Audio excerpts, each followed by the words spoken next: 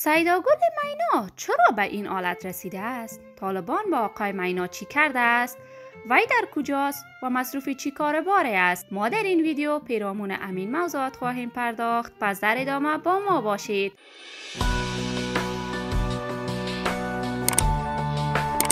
سلام، شما را خوش آمدید میگم به کانال دنیا اینفو. من مروارید عزیزی هستم. اگر تا هنوز دوست کانال من نشدید، پس برای حمایت از من علامت سابسکرایب را فشار دهید تا از ویدیوهای دیگر کانال ما هم آگاه شوید. سیداگل مینا از جمله هنرمندان محلی خوان و غزلخوان پشتو زبان اهل ولایت زیبای ننگرهار می باشد. او در سال 1350 در یک خانواده متمدن و با علم و دانش دیده به جهان گشوده است.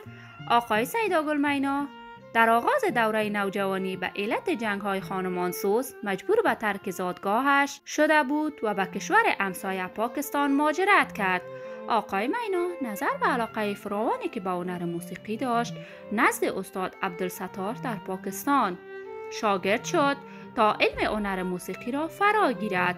آقای مینا در 25 سال زندگی هنریش توانسته 110 آهنگ به شکل صوتی ثبت کند. آقای سیداگل مینا 3 بار من حیث داور در بهترین برنامه رقابتی افغانستان یعنی ستاره افغان اشتراک داشت. آقای مینا با ظاهر خوشحال و همیشه تعصب علیه زبان دری داشت.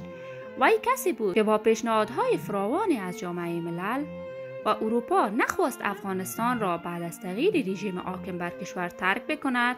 آقای مینا هنوز هم در کشورش و زادگاهش جلال آباد زندگی می کند. اما با آنکه طالبان هنر موسیقی را حرام دانستند، وی دیگر آهنگ نسروده و در محافل خوشی از مردم هم اشتراک نمی کند و به همین علت وی در شرایط بد اقتصادی قرار گرفته است. آقای سیداگل مینا با نشر تصاویر تازه از خود در صفحات مجازی مورد حمایت مردم و طرفدارانش قرار گرفته است. طوری که دیده می شود نبود اقتصاد خوب در کشور بالای تمام مردم حتی هنرمندان تاثیر بد گذاشته است.